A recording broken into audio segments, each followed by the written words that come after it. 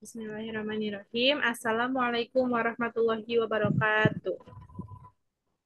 Waalaikumsalam warahmatullahi Warahmatullahi wabarakatuh. wabarakatuh. Alhamdulillahirabbil alamin wassalatu wassalamu ala asrofil anbiya'i wal mursalin wa ala alihi washabihi ajmain amma ba'du. Pertama-tama marilah kita panjatkan puji dan syukur atas kehadirat Allah Subhanahu wa taala yang telah memberikan izin kepada kita semuanya sehingga kita semua dapat berkumpul pada kesempatan meeting hari ini. Salawat serta salam semoga selalu tercurah limpahkan kepada Nabi Muhammad Sallallahu Alaihi Wasallam. Yang saya hormati Ibu Fadilah Ayuning Tias, MPD, selaku dosen pengampu mata kuliah sosial dan emosional.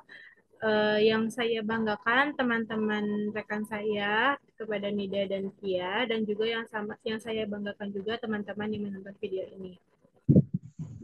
Saya Fitria Andini selaku moderator dalam presentasi kali ini kami akan membahas tentang meningkatnya kepercayaan diri anak pada pengembangan regulasi emosi menurut perspektif Al-Quran dan hadis. Di sini saya tidak sendiri, saya bersama teman saya ada Siti Khadijah Nur Azkia dan juga Nida Nazu Adadi yang akan melangsungkan presentasi pada kesempatan kali ini. Baik, materi yang pertama akan disampaikan oleh Kia. Kepada Kia, disilakan. Baik, terima kasih kepada moderator. Di sini saya akan menjelaskan tentang apa itu percaya diri. Percaya diri adalah keyakinan seseorang akan kemampuan yang dimiliki untuk melakukan sesuatu atau menunjukkan penampilan tertentu. Senada dengan hal itu, rasa percaya diri yaitu suatu keyakinan seseorang terhadap segala aspek kelebihan yang dimilikinya. Dan keyakinan tersebut membuatnya merasa mampu untuk bisa mencapai berbagai tujuan di dalam hidupnya. Kepercayaan diri mempunyai asumsi yang sangat penting untuk dipahami. Oleh karena itu, pentingnya percaya diri ini banyak dikemukakan oleh tokoh-tokoh yang mempunyai pendapat berbeda dan saling menguatkan untuk memahami arti dari percaya diri. Menurut ahli psikologi Sigmund Freud, kepercayaan diri adalah suatu tingkatan proses sugesti tertentu yang berkembang dalam diri seseorang sehingga merasa yakin dalam berbuat sesuatu.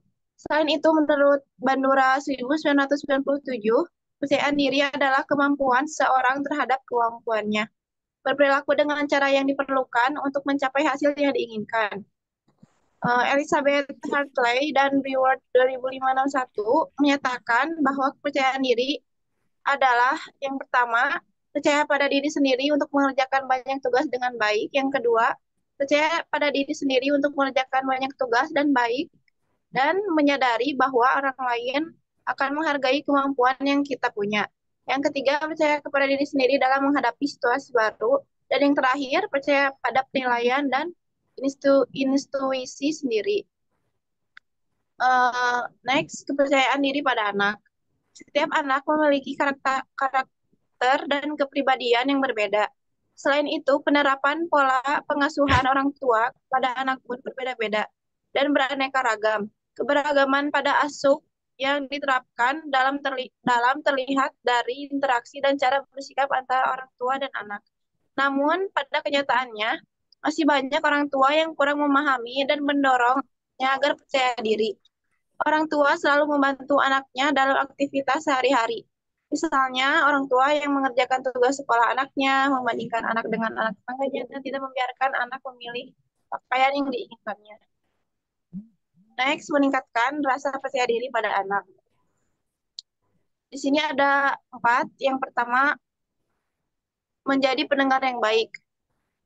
Di sini menjadi pendengar yang baik itu orang tua memiliki tanggung jawab yang membantu anaknya berkembang secara optimal.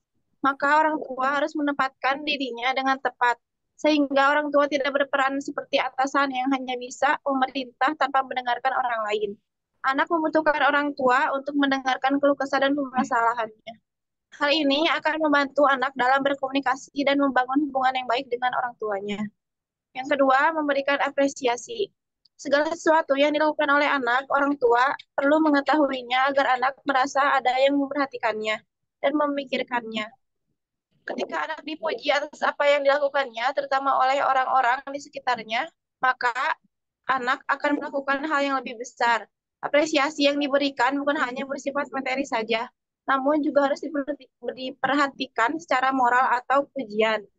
Misalnya, menghargai sikap bersyukur, akan tetapi apresiasi yang diberikan orang tua pun harus dipilih-pilih, jangan sampai anak tidak ada rasa lagi saat diapresiasi. Yang ketiga, membiarkan anak membantu. Jika orang tua mempunyai pekerjaan yang ringan dan memungkinkan untuk dibantu oleh anak, maka tidak ada salahnya orang tua meminta anaknya untuk membantu sedikit. Membiarkan anak membantu pekerjaan orang tuanya dapat dinilai mampu membangun karakter dan kepercayaan diri serta meningkatkan penghargaan diri pada anak. Ketika orang tua membiarkan anak melakukan pekerjaan, pengalaman anak akan meningkat dan pengalaman yang telah diperoleh akan menjadi bekal untuk melakukan hal-hal lain. Eh, yang yang keempat, mendukung minat dan bakat anak. Keinginan seorang anak terhadap sesuatu tidak dapat dipaksakan oleh orang tuanya. Orang tua hanya berperan mengarahkan kecenderungan anak menjadi minat dan bakat sebagai orang tua. Kita harus mendukung secara penuh minat dan bakatnya. Dukungan yang telah diberikan akan menumbuhkan rasa kepercayaan diri anak karena anak tersebut tidak akan merasa berjalan sendirian, melainkan bersama orang yang mendukungnya. Dan yang terakhir, membiarkan anak bereksplorasi. Pengalaman seorang anak dapat membentuk karakternya. Pengalaman yang diterima anak dapat dari proses eksplorasinya. Bereksplorasi dapat membantu tumbuh kembang anak secara maksimal, baik secara fisik maupun mental. Orang tua yang membiarkan anaknya bereksplorasi membuat anaknya memiliki kepercayaan diri yang kuat, karena anak merasa dirinya dipercaya orang tuanya. Sekian penjelasan dari saya kembalikan kepada moderator.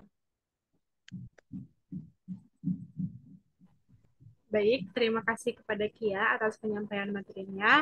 Materi kedua akan disampaikan oleh Nida Nazwa. Kepadanya disilakan. Baik, di sini saya akan menjelaskan tentang regulasi emosi dalam perspektif Al-Quran. Yang pertama itu ada dari surat Al-Qasas ayat 15 sampai 16. Adapun bunyi surat Al-Qasas ayat 15 dan 16 yaitu Bismillahirrahmanirrahim. Wa dakhalal madinata ala hini ghaflatin min ahliha fawajada fiha rajulaini yaqtatilan. Hadza min syi'atihi wa hadza min aduwwihi. فاستغاثه الذي من شيئه على الذين من عدوه فوكزه موسى فقضى عليه قال هذا من عمل الشيطان إنه عدو مضل مبين قال رب إني ظلمت نفسي فاغفر لي فغفر له إنه هو الغفور الرحيم. Nah, artinya, dan dia, Musa, masuk ke kota Memphis ketika mendudukinya sedang lengah. Maka dia mendapati di dalam kota itu dua orang laki-laki sedang berkelahi, yang seorang dari golongan Bani Israel dan yang seorang lagi dari pihak musuhnya. Orang yang dari golongan meminta pertolongan kepadanya untuk mengalahkan orang yang dari pihak musuhnya. Lalu Musa meninjunya, dan matilah musuhnya itu. Dia Musa berkata, ini adalah perbuatan setan. Sungguh dia setan itu adalah musuh yang jelas menyesatkan. Dia Musa berdoa, ya Tuhanku, sesungguhnya aku telah menzalimi diriku sendiri, maka ampunilah aku. Maka Allah pun mengampuninya. Sungguh Allah dialah yang maha pengampun, maha penyayang. Nah, dalam konteks regulasi emosi ayat Al-Qasas ini, menunjukkan beberapa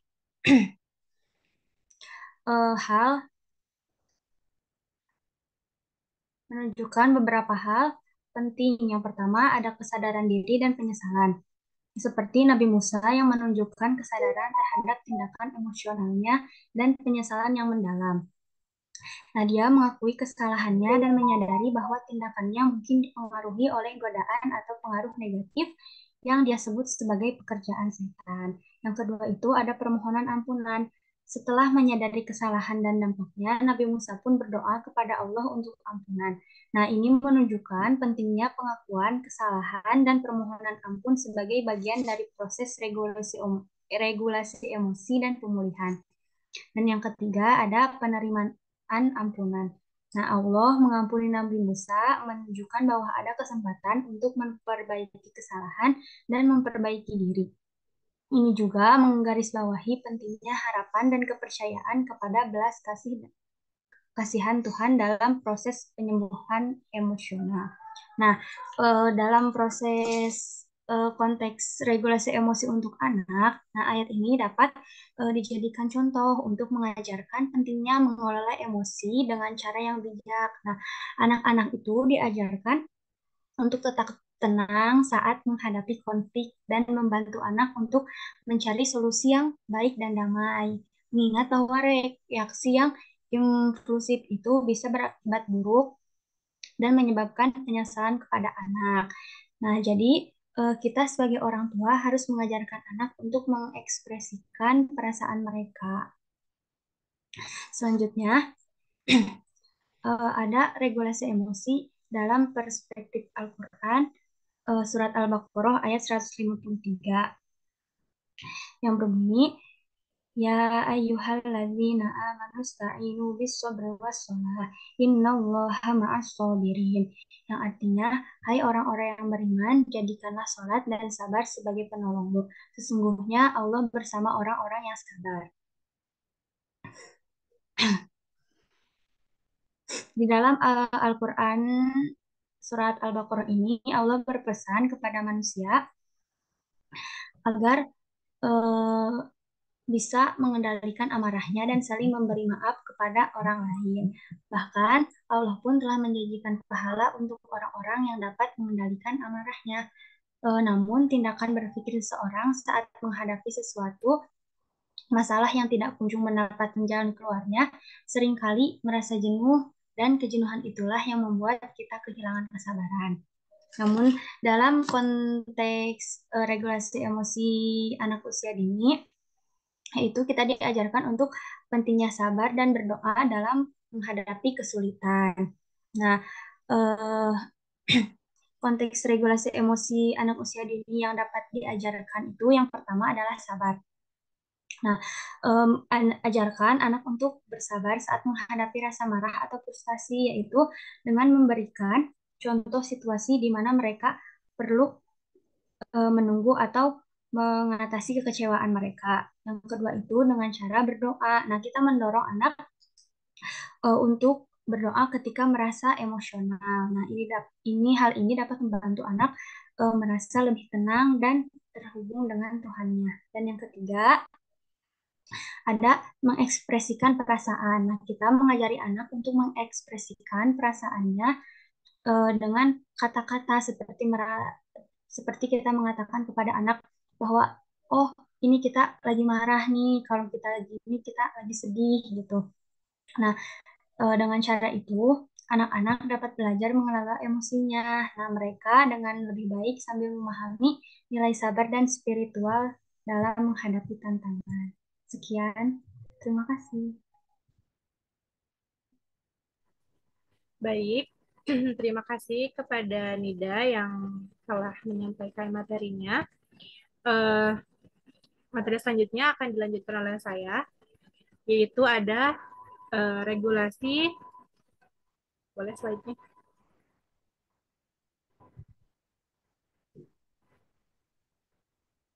Oke. Regulasi emosi dalam perspektif Quran Surat Az-Zumar ayat 10. Dengan bunyi, A'udzu billahi minasyaitonir rajim. Qul ya ibadilladzina amanu taqu rabbakum lilladzina ahsanu fi hadhihi dunya hasanah wa ardullahi wasi'ah innama yu'affas sabiruna ajrahum bighairi hisab. Yang artinya, katakanlah Muhammad, wahai hamba-hambaku yang beriman, bertakwalah kepada Tuhanmu, bagi orang-orang yang berbuat baik di dunia ini akan memperoleh kebaikan, Dan bumi Allah itu luas, hanya orang-orang yang bersabarlah yang disempurnakan pahalanya tanpa batas. Uh,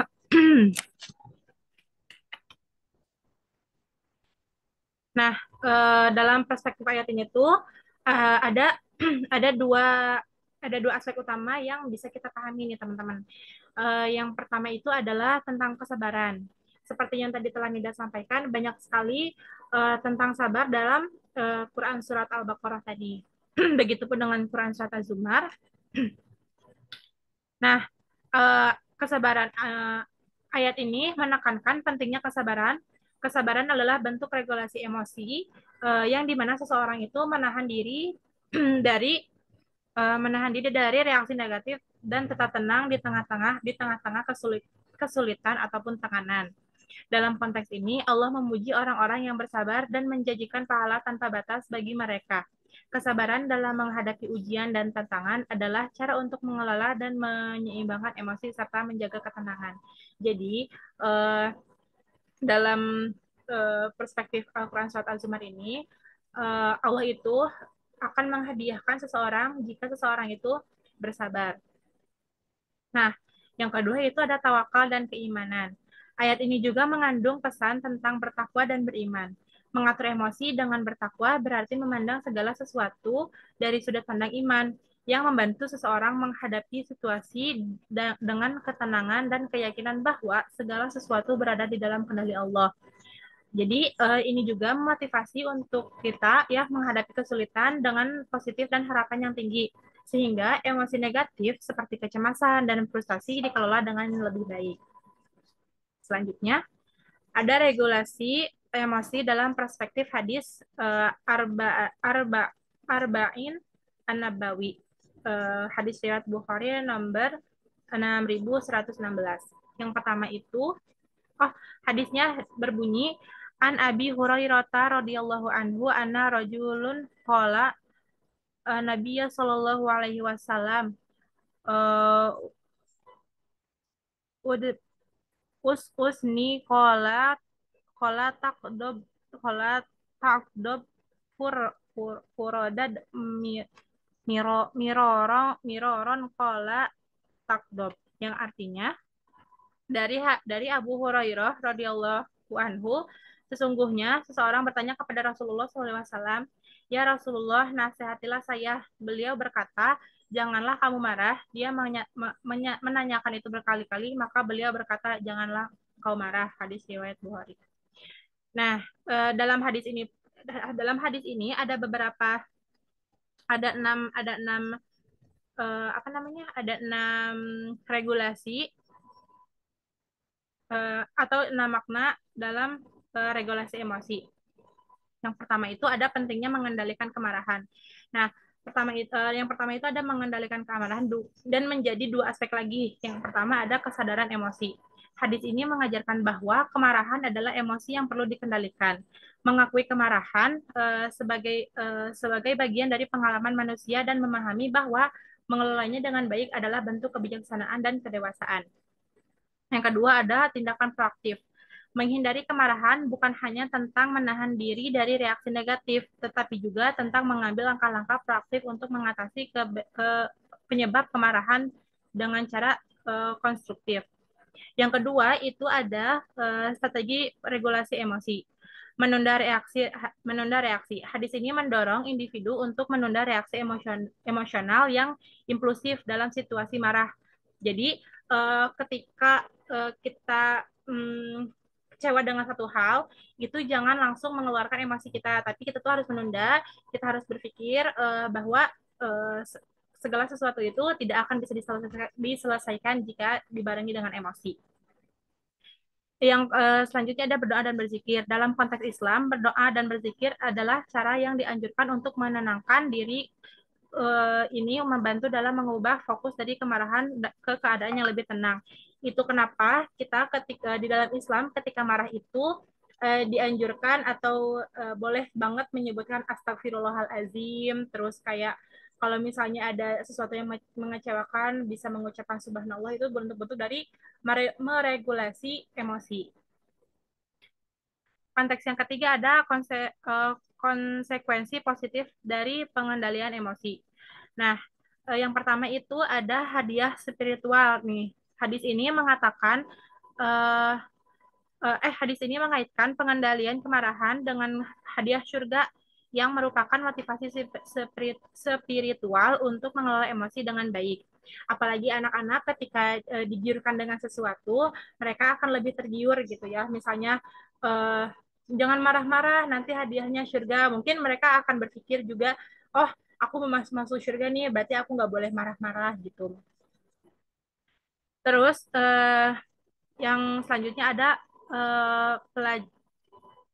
pelajar dari teladan Nabi. Nah, teladan Rasulullah, Nabi Muhammad Shallallahu Alaihi Wasallam dikenal dengan kemampuannya dalam mengelola kemarahan. Mengikuti keteladanan beliau membantu seseorang untuk belajar bagaimana menangani situasi yang memicu kemarahan dengan cara penuh hikmah dan sabar. Yang selanjutnya, kesehatan mental dan emosional. Manfaat kesehatan. Mengendalikan kemarahan dapat mengurangi stres dan dampak negatifnya terhadap kesehatan mental dan fisik. Ketenangan emosional yang dicapai melalui pengendalian kemarahan mendukung kesejahteraan secara keseluruhan. Yang terakhir ada pendidikan emosional. Uh, Pengembangan diri. Mengelola kemarahan dengan efektif adalah bagian dari pendidikan emosional yang penting. Ini mencangkup pemahaman tentang bagaimana emosi bekerja, cara mengelola reaksi terhadap emosi, dan cara berlatih kesabaran dalam situasi yang menantang. Nah, dengan makna hadis ini dalam konteks regulasi emosi, kita memahami bahwa pengendalian kemarahan adalah bentuk usaha untuk hidup sesuai dengan ajaran Islam yang tidak hanya melibatkan aspek spiritual, tetapi juga kesehatan emosional dan hubungan sosial. Jadi, makanya mungkin ada hadis riwayat juga yang familiar buat kita semua yang berbunyi, la takdob walakal jannah, janganlah kamu marah, maka bagimu surga. Nah, itu juga bentuk dari perspektif hadis tentang meregulasi emosi. Mungkin itu saja yang bisa kami sampaikan. Mohon maaf apabila ada kesalahan kata, informasi, maupun sikap. Semoga teman-teman tidak bosan-bosan untuk belajar dan mencari tahu lebih banyak ya. Sekian dari saya. Wassalamualaikum warahmatullahi wabarakatuh. Waalaikumsalam warahmatullahi wabarakatuh.